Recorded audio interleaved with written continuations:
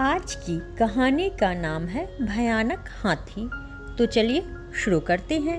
किसी घने जंगल में एक बहुत ही भयानक हाथी रहता था, जिसे देखकर उस जंगल में रहने वाले सारे गीदड़ डर के मारे भाग खड़े होते। गीदड़ तो स्वभाव से ही डरपोक होते हैं, ऊपर से उस भयानक हाथी का डर उन पर और भी मुसीबत ले आया था।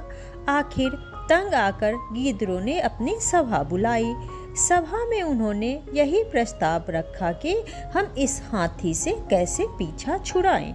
यदि इस हाथी का उत्पात यूं ही जारी रहा तो वह दिन दूर नहीं जब उन्हें यह जंगल छोड़कर जाना पड़ेगा।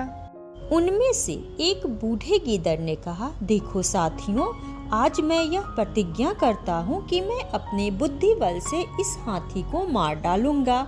हत्यारे हाथी को एक वृद्ध गीदड़ मार डालेगा।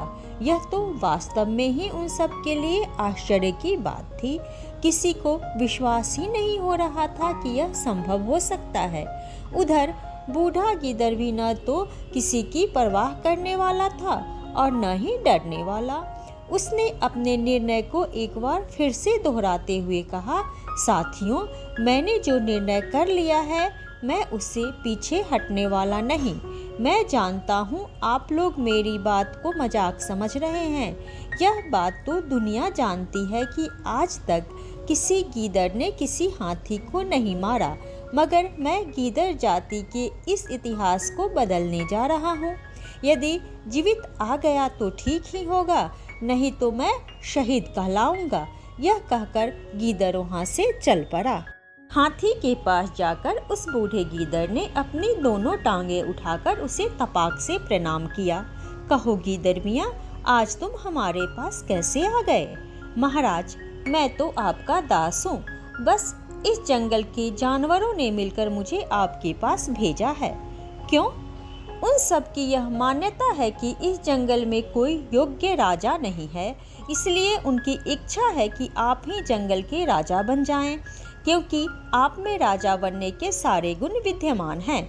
बड़े लोगों ने कहा भी है कि सबसे पहले अच्छे राजा की, उसके पश्चात अच्छी पत्नी की, फिर धन की इच्छा करनी चाहिए, क्योंकि यदि राजा ही नहीं होगा तो धन, देश और पत्नी की रक्षा कौन करेगा? क्या आप सब सचमुच चाहते हैं कि मैं इस जंगल का राजा बनूं? हाथी के मन में खुशी की लहरें उठने लगी। राज करने की लालसा तो हर एक के मन में होती है। फिर यह हाथी तो पहले से ही अपने आप को शक्तिशाली समझता था। घमंडी और उत्पाती तो वह था ही। एकदम सच महाराज, आप तो बस जल्दी से तैयार होकर चलिए। सब लोगों ने आपको राज सिंहासन पर बैठाने का प्रबंध करने का मुहूर्त भी निकाल लिया है। कहीं ऐसा ना हो कि मुहूर्त का समय ही निकल जाए। हाथी राजा बनने की प्रसन्नता में मन ही मन झूम उठा। वह उसी समय गीदड़ के साथ जाने के लिए तैयार हो गया। राज करने के नशे में हाथी ऐसा धुत हुआ कि वह यह भी भूल गया कि गीदड़ सबसे धूर्त और चालाक जीव होते हैं।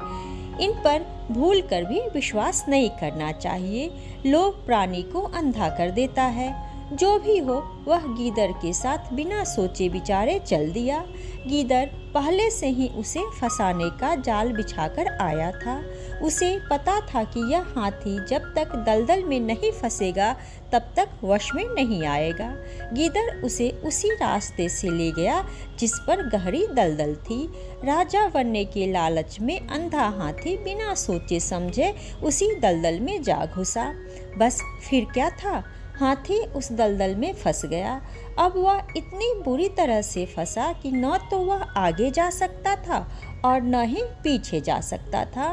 गीदड़ दलदल में फंसे हाथी को देखकर जोर जोर से हंसने लगा और बोला, अब तुम यहीं दम तोड़ दोगे? तुमने हमें बहुत तंग किया था। तुम्हारे पास शक्ति थी, हमारे पास बुद्धि। हमने अपने बुद्धि बल से अपने बचने का उपाय कर लिया है। अब जब तक दम में दम है, इसी दलदल में तड़पते रहो। इसलिए कहा गया है कि जहाँ पर शक्ति काम नहीं करती वहाँ बुद्धि काम करती है। तो इस कहानी से हमें यह शिक्षा मिलती है कि ताकत के नशे में कभी किसी छोटे प्राणी पर जुल्म न करो, क्योंकि बलवान बल से अधिक बुद्धि से काम कम लेते हैं, जबकि निर्बल की बुद्धि अधिक कार्य करती है। तो आज के लिए इतना ही। अगर आप लोगों को यह कहानी पसंद आए तो वीडियो को लाइक करें